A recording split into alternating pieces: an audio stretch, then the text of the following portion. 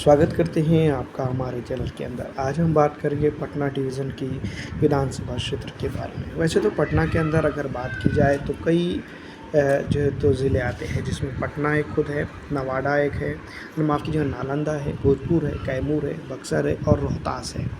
इस तरह से अगर कुल मिलाकर बात की जाए तो 43 विधानसभा क्षेत्र पटना डिवीज़न के अंदर ही आते हैं। पटना की अगर बात करें तो पटना एक बहुत बड़ा डिवीज़न समझा जा सकता है। खुद पटना की अगर बात करें तो इसके अंदर कई विधानसभा क्षेत्र की बात की जा सकती है, लेकिन 1-2 वीडियो इसके अंदर हमने बनाए हैं, जिसमें हम इसके अंदर कुछ ज़िलों की बात करेंगे। जिसमें विक्रम विधानसभा क्षेत्र आती है। सिद्धार्थ सौरव पिछली विधानसभा चुनाव के दौरान भारतीय राष्ट्रीय कांग्रेस पार्टी के प्रत्याशी के तौर पर यहाँ पर जीत दर्ज करते हैं, जो 86,177 वोट हासिल करते हैं। वहीं अगर हम बात करें तो इंडिपेंडेंट दूसरे नंबर पर रहता है, लेकिन इस विधानसभा की बात करें तो डेवलपमेंट और कई अन्य चीज़ों को लेकर ये पिछड़ेपन का शिकार नज़र आती है। जिस तरह से डेवलपमेंट होना चाहिए था, उस तरह का डेवलपमेंट इस विधानसभा क्षेत्र के ऊपर नहीं दिखाई देता है। इसी ज़मीन में एक विधानसभा क्षेत्र आती है, पालीगंज विधानसभा क्षेत्र, जिसमें communist party of India MLL के संदीप यादव ने पिछली विधानसभा चुनाव के दौरान बम्पर जीत दर्ज की थी। 66,917 वोट उन्होंने हासिल किए थे और जनता दल यूनाइटेड के प्रत्याशी को 37,002 वोटों से ही संतुष्ट होना पड़ा था। इस विधानसभा क्षेत्र के ऊपर भी डेवलपमेंट की और कई एक चीज़ों की बात करें तो उस तरह का डेवलपमेंट यहाँ पर नहीं हुआ है जिस तरह से होना चाहिए था। पटना की अगर बात करें तो मसौरी विधानसभा क्षेत्र में रेखा देवी 58,696 वोट हासिल करके जीत दर्ज करती है। वहाँ पर यानी कि इस विधानसभा क्षेत्र के ऊपर बात की जाए तो रेखा देवी नूतन पासवान के बीच में काफ़ी अच्छी चकल्लस या फिर जो है तो फाइट देखने को मिली थी, लेकिन जिस तरह से हम ये बात कर रहे हैं डेवलपमेंट की, तो डेवलपमेंट भी इस इलाके के अंदर अछूता रहा है, दूर दूर तक के नज़र नहीं आया है। और मसौरी विधानसभा क्षेत्र का इलाका भी जो है तो लगभग उसी तरह से देखने को मिला है जिस तरह से होता है। फुलवारी गोपाल रविदास 51,124 वोट हासिल करके फुलवारी के अंदर जीत दर्ज करते हैं। Communist party of India MLL के ये प्रत्याशी है। और फुलवारी विधानसभा क्षेत्र की ऊपर बात करें तो 77,266 वोट हासिल करके JDU दूसरे नंबर पर रही थी, लेकिन कुमारी प्रतिभा ऑल इंडिया मजलिस इत्तेहादुल मुस्लिमीन के थे, जिनकी चर्चा जो है तो इस विधानसभा यानी कि पटना के अंदर काफ़ी रही थी, जिन्होंने 5,019 वोट हासिल किए थे और कम्युनिस्ट को थोड़ा सा झटका यहाँ पर ज़रूर देने में वो कामयाब हुए थे। वैसे अगर बात करें तो कई चीज़ें हैं। मानेर विधानसभा क्षेत्र है, जहाँ पर 54,223 वोट जो है तो बिलाल वीरेंद्र यादव को मिले थे, RJD के प्रत्याशी थे। जिनकी बात की जाए तो यहाँ पर जो है तो उन्होंने काफ़ी अच्छा मुकाबला दिया था। कई इंडिपेंडेंट उम्मीदवार थे, लेकिन वो 10,000 से ज़ायद वोट हासिल करने में कामयाब नहीं हुए हैं, श्रीकांत निराला को छोड़कर। डेवलपमेंट की अगर बात करें तो मानेर के अंदर भी उसी तरह के हालात हैं, जिस तरह से डेवलपमेंट के लिए यहाँ पर की जनता तराहिम करते हुए नज़र आती है। दानापुर की बात करें तो RJD के रिताला यादव यहाँ पर जो तो 90,855 वोट हासिल करके जीत दर्ज करते हैं और जो है तो पहले नंबर पर ये आते हैं। आशा देवी यादव की बात करें तो वो दूसरे नंबर पर रहती हैं और काफ़ी अच्छा मुकाबला देने में कामयाब होती है BJP के प्रत्याशी के तौर पर। दानापुर विधानसभा क्षेत्र के ऊपर अगर बात की जाए तो कई एक चीज़ें जो तो होती है या है, लेकिन इस बार इस विधानसभा क्षेत्र के ऊपर बड़े उलटफेर के साथ जनता जनार्दन किसके साथ रहेगी, ये सबसे बड़ा और अहम मामला दिखाई देता है, क्योंकि विकास के नाम पे यहाँ पर कुछ भी नहीं मिला है। फतुहा विधानसभा क्षेत्र डॉक्टर रामानंद यादव पिछली विधानसभा चुनाव के दौरान यहाँ पर जीत दर्ज करने में कामयाब हुए थे, जिन्होंने अगर बात करें तो RJD ने जो के टिकट पे लड़ा था, लेकिन डेवलपमेंट की अगर बात करें तो यहाँ पर दूर दूर तक के फतुहा के अंदर भी नज़र नहीं आता है। वहीं अगर बात की जाए कई एक चीज़ों को लेकर या कई एक मामलात को लेकर तो फतुहा के अंदर कुछ चीज़ें ऐसी ज़रूर है जो बननी चाहिए, लेकिन वो नहीं बन पाई है। इस तरह से एक विधानसभा क्षेत्र आते हैं दीघा विधानसभा क्षेत्र की बात करें तो यहाँ पर संजीव चौरसिया भारतीय जनता पार्टी के प्रत्याशी के तौर पर जीत दर्ज करने में कामयाब हुए थे, जिन्होंने शशि यादव को 51,084 वोटों पर ही संतुष्ट करने में मजबूर कर दिया था। 46,234 वोटों का डिफरेंस लगभग दीघा के अंदर देखने को मिला, लेकिन पिछड़ा, दलित, आरक्षित, मुस्लिम इन समाज का विकास यहाँ पर दूर दूर तक के होता हुआ नजर नहीं आया है। दीघा हो या फिर कई अन्य तमाम जहां पर भारतीय जनता पार्टी के प्रत्याशी चुनाव जीत कर आए, वहां पर लगभग इसी तरह के हालात हैं। पटना साहिब नंदकिशोर यादव की बात करें तो भारतीय जनता पार्टी के प्रत्याशी 57,692 वोट हासिल करके यहां पर जीत दर्ज करते हैं।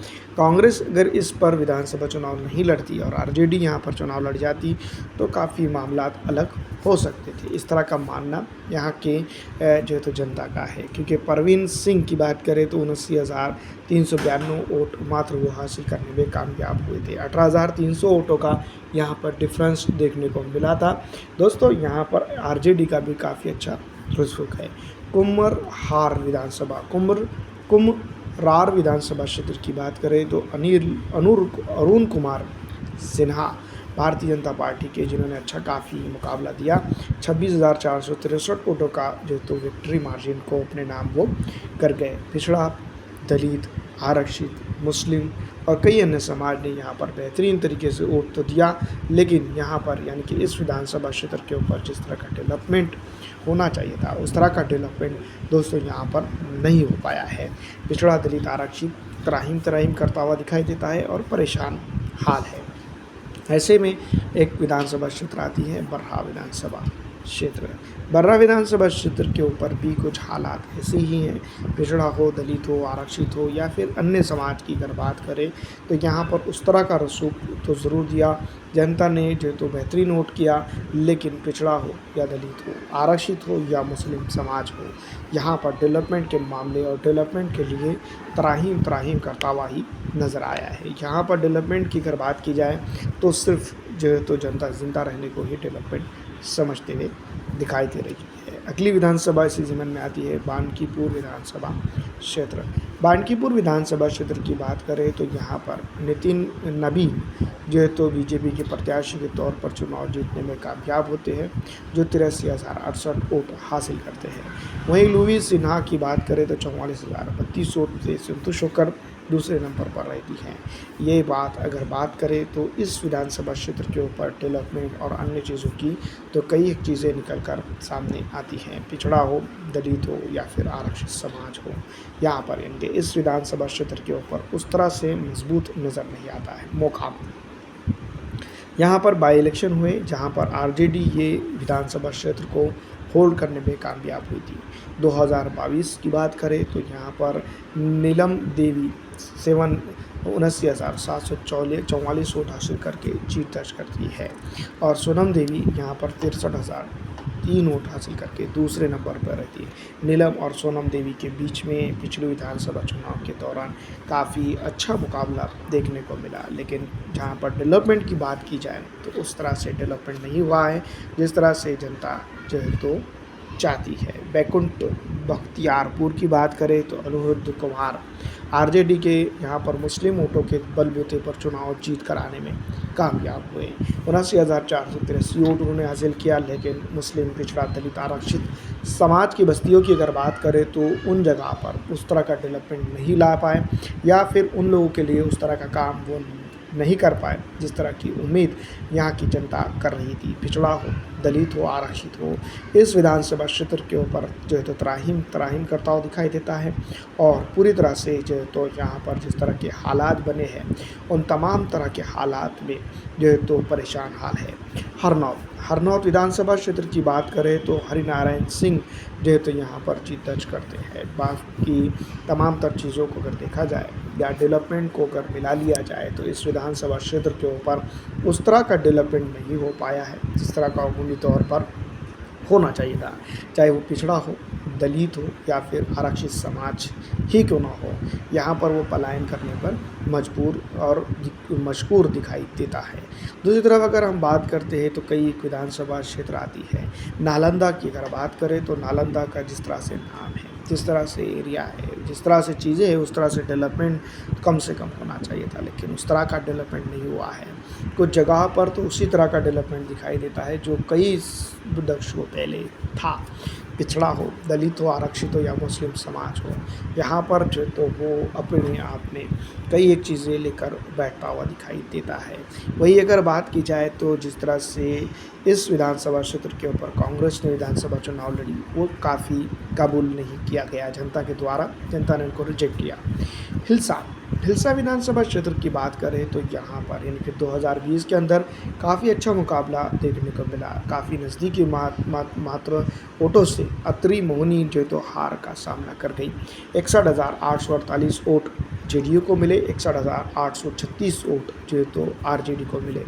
अगर देखा जाए तो लगभग 8 से 10 वोटों का डिफरेंस या 10-12 वोटों का डिफरेंस हिल्सा में मिला था। लेकिन डेवलपमेंट की अगर बात करते हैं तो डेवलपमेंट के मामलों को अगर देखा जाए तो हिल्सा में जनता के लिए जो तो नहीं लाया गया। अगर एमएलए फंड से ही इस विधानसभा क्षेत्र के ऊपर खर्च कर लिया जाता तो जनता जो है तो काफ़ी खुश और जो है तो खुर्रम हो सकती थी, लेकिन इस विधानसभा क्षेत्र के ऊपर ऐसा नहीं हो पाया है। वहीं अगर बात करते हैं पिछड़ा की, दलित की, आरक्षित की, तो इस विधानसभा क्षेत्र के ऊपर कई बातें निकल कर सामने आ सकती है। इस्लामपुर नाम से ही जो तो बहुत सारी चीज़ें ज़ाहिर हो जाती है, लेकिन इस विधानसभा क्षेत्र के ऊपर राकेश कुमार आरजेडी के जनता दल यूनाइटेड से ये सीट हासिल तो कर लेते हैं, लेकिन इस विधानसभा क्षेत्र के ऊपर जिस तरह का डेवलपमेंट चाहिए था, जिस तरह की डेवलपमेंट की सोच यहाँ के लोगों की थी, उस तरह का डेवलपमेंट देने में वो नाकाम रहते हैं। पिछड़ा हो, दलित हो या फिर आरक्षित समाज हो, इस विधानसभा क्षेत्र के ऊपर अगर बात करें तो त्राहिम त्राहिम करता हुआ दिखाई देता है और जनता जो है तो परेशान हाल दिखाई देती है। इसी ज़िम्न में एक विधानसभा क्षेत्र आती है जिसको हम कह सकते हैं राजगीर विधानसभा क्षेत्र।